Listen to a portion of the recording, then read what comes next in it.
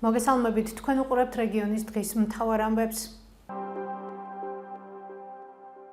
ქართული ოცნების დეპუტატი ანტონ ობოლაშვილი აცხადებს, რომ სასამართლოში ფოტო-ვიდეოს გადაღების აკრძალვა ბევრ ევროპულ ქვეყანაშია, თუმცა რომელში კონკრეტულად ვერ ასახელებს. ქართულმა ოცნებამ დაჩქარებული წესით მიიღო საკანონმდებლო ცვლილებები, მათ შორის 28 ივნისიდან აიკრძალა სასამართლოს შენობაში, სხდომათა დარბაზში და ეზოში ფოტო-ვიდეო გადაღება. ჩვენ ყველანი ვართ მოწოდებული იმისკენ, რომ გავითავისოთ და გადავაზიაროთ ყოველთვის საუკეთესო გამოცდილება და მსგავსი გამოცდილება არის ევროპულ ქვეყნებში.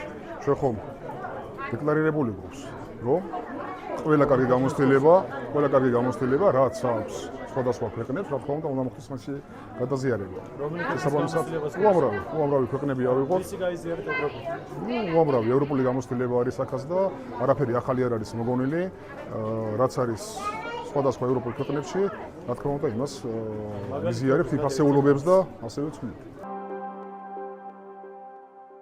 პროევროპულ აქციაზე გზის გადაკეტვის გამო დაჯარიმებულები თუ ჯარიმას არ გადაიხდიან, შემდეგ დარღვევაზე ადმინისტრაციული პატიმრობა ემუქრებათ. სადაო ლეგიტიმაციის მთავრობამ დემონსტრანტების წინააღმდეგ ახალი კანონპროექტი დააინიცირა. კანონპროექტი ქართული ოცნების პარლამენტში დაჩქარებული სახით განიხილება.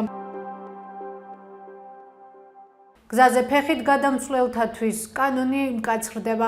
ქართული ოცნების პარლამენტი დაჩქარებული წესით განიხილავს კანონპროექტს, რომლის მიხედვითაც თუ ქვეითი არ დაემორჩილება მოძრაობის წესებს 10 ლარის ნაცვლად 50 ლარს გადაიხდის. ამავე კანონპროექტის მიხედვით თუ 1 წლის განმავლობაში ქვეითს გზის გადასვლისთვის მეორედ დააჯარიმებენ, მას 100 ლარის გადახდა მოუწევს. ეს იყო ჩვენს ხელთ არსებული დღევანდელი ბოლო ინფორმაცია. მეტი და დეტალური ინფორმაციისთვის ეწვიეთ ჩვენ ვებ და Facebook გვერდს. გმადლობთ რომ გვიყურებთ. ხვალამდე.